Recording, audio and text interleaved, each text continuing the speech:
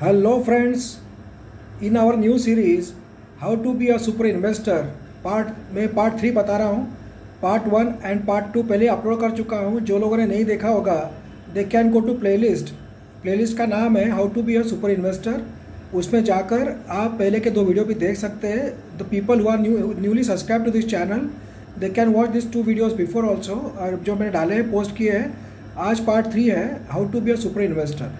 Friends, super investor बनने के लिए काफ़ी फैक्टर्स इंपॉर्टेंट होते हैं, जो कि मैंने 2 आपको पहले वीडियो बनाकर बताए। अब आज 3rd पार्ट बता रहा हूँ मैं आपको ये देखना चाहिए कि गवर्नमेंट का फोकस कौन से सेक्टर के ऊपर है, गवर्नमेंट कौन से सेक्टर को बढ़ावा दे रही है, गवर्नमेंट कौन से सेक्टर को फंडिंग दे रही है, गवर्नमेंट कौन से सेक्टर के लिए एग्रेसिव है। ये हमें देखकर इन्वेस्ट करना चाहिए।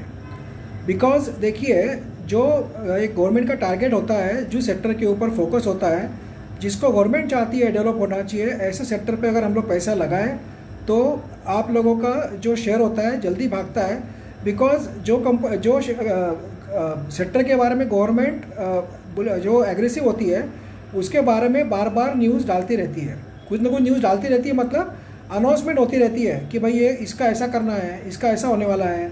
सो उसके कारण क्या होता है, उस सेक्टर के शेयर्स में ज़बरदस्त तेज़ी हमें देखने को मिलती है रेगुलर इंटरवल गैप से। तो इसके लिए क्या होता है कि ऐसे शेयर्स में फटाफट पैसा बढ़ता है।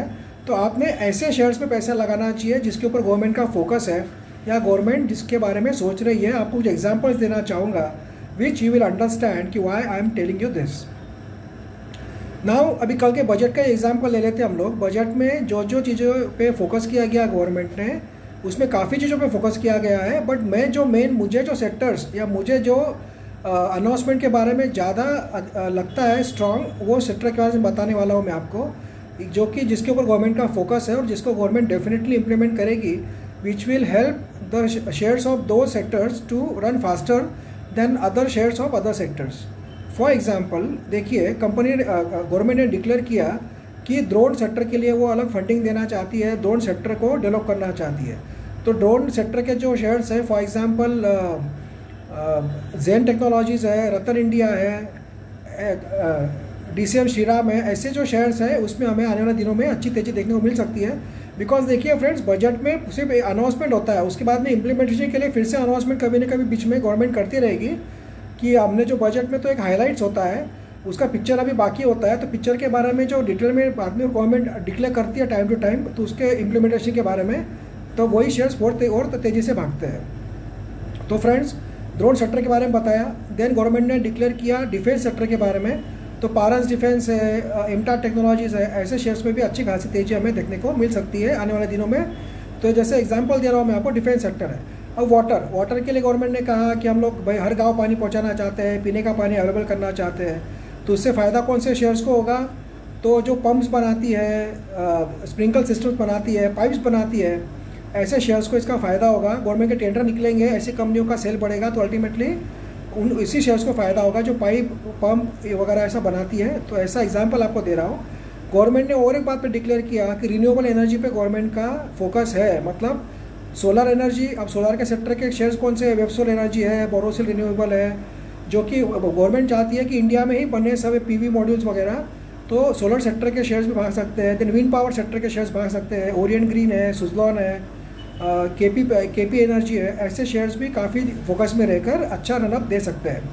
अगला गवर्नमेंट ने बोला कि EV सेक्टर के लिए हम लोग लिथियम आयन बैटरीज इंडिया में बनाने के लिए हमारा फोकस रहेगा। तो उसमें बैटरी के शेयर्स है, जैसे कि एक्साइड इंडस्ट्रीज़ है, हमारा राजा है। उसके अलावा काबरा एक्सट्रूजन में आपको बार बार बताते रहता हूँ, वो भी शेयर फोकस में रह सकता है। बाद में गवर्नमेंट ने कहा कि हम लोग डायमंड के ऊपर से ड्यूटी 5% घटा दी है। तो डायमंड पे ड्यूटी घटाई मतलब क्या हुआ? तो ज्वेलरी बिजनेस में जो शेयर्स है उनको फ़ायदा हो सकता है, जैसे कि गोल्डियम इंटरनेशनल है, टाइटन है, ऐसे शेयर्स को जो डायमंड या ज्वेलरी के बिजनेस में है उनको फ़ायदा हो सकता है। देन गवर्नमेंट ने और डिक्लेयर किया कि 5G इम्प्लीमेंट करने वाली है 2022 में। तो 5G के शेयर्स आप जानते हैं, HFCL है, स्टरलाइट टेक्नोलॉजीज़ है, तेजस नेटवर्क है, ऐसे शेयर्स को फ़ायदा होगा। तो आपने 5G के शेयर्स में भी इन्वेस्ट कर सकते हैं as per government focus. Then government ने और एक बात डिक्लेयर की, सेमीकंडक्टर इंडिया में बनाने का कंपनी का गवर्नमेंट का पूरा इरादा है। तो सेमीकंडक्टर के शेयर्स है, ASM टेक्नोलॉजीज, रतन शाह इंटरनेशनल है, माइंडटेक है, देन मॉस्चिप टेक्नोलॉजीज़ है, इन शेयर्स पे भी आप फोकस कर सकते हैं। देन अगला जो गवर्नमेंट ने बताया कि इलेक्ट्रिक व्हीकल्स के ऊपर हमारा रहेगा गवर्नमेंट को कार्बन लेवल कम करना है भारत का, तो इलेक्ट्रिक व्हीकल से रिलेटेड जितने भी शेयर्स उसका भी वीडियो बना चुका हूँ मैं। तो ऐसे शेयर्स पे मतलब फॉर एग्जांपल मैं इसीलिए कह रहा हूँ कि आपने गवर्नमेंट क्या अनाउंसमेंट करती है, क्या फोकस करती है, आपने देखा होगा सेमीकंडक्टर के बारे में न्यूज़ आई थी जस्ट 1 मंथ बैक कि सेमीकंडक्टर के लिए PLI स्कीम गवर्नमेंट ने डिक्लेयर की 76,000 करोड़ की। उसके बाद में सेमीकंडक्टर के जितने भी स्टॉक थे डबल ट्रिपल चौपल हो चुके हैं जस्ट 1 मंथ में। फॉर एग्जांपल ASM टेक्नोलॉजीज़, बाद में रतन शाह इंटरनेशनल, मॉस्चिप, इन स्टॉक्स को कोई पूछता भी नहीं था, किसी को स्टॉक्स के नाम तक पता नहीं थे। और यही स्टॉक्स देखिए गवर्नमेंट का जो फोकस था उसके ऊपर डिक्लेयर किया गवर्नमेंट ने, तो ये स्टॉक्स 3 to 10 टाइम्स हो गए just in matter of 1.5 month या 2 मंथ्स। तो इसीलिए कह रहा हूँ कि गवर्नमेंट का फोकस किस सेक्टर पे है, किस इंडस्ट्री के ऊपर है, उस पर आपका ध्यान रहना चाहिए। गवर्नमेंट का कुछ अनाउंसमेंट है उसको ध्यान में रखते हुए हमें शेयर्स बाय करना चाहिए। तो हमें लॉन्ग टर्म में भले ही नहीं बट शॉर्ट टर्म में 1 साल में हमारा पैसा अगर 2 टाइम्स से 3-4 टाइम्स हो गया तो इसमें क्या गलत है। तो इसीलिए गवर्नमेंट जो डिक्लेयर करती है पॉलिसीज़ उस पर नज़र बनाकर हमने डिसीजन लेना चाहिए गवर्नमेंट स्टॉक में इन्वेस्ट करने के लिए। फॉर एग्जांपल FMCG सेक्टर है, कहाँ चल रहा है इतना, धीरे धीरे बढ़ते हैं स्टॉक में, ये नहीं बोल रहा हूँ कि नहीं बढ़ते, बट FMCG फार्मा के बारे में कोई डिक्लेरेशन नहीं था तो इतना कुछ उसमें फोकस नहीं रहेगा।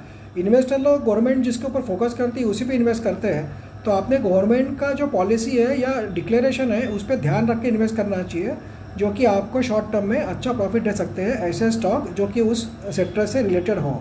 और ऐसे स्टॉक्स में आपको बार बार रिकमेंड करते रहता हूँ और आपको बताते रहता हूँ मैं कि भाई इसमें ऐसा हुआ है, इसमें ऐसा डिक्लेयर हुआ है, तो इस स्टॉक्स को बाय कीजिए, मैं आपको अपडेट करते रहता हूँ।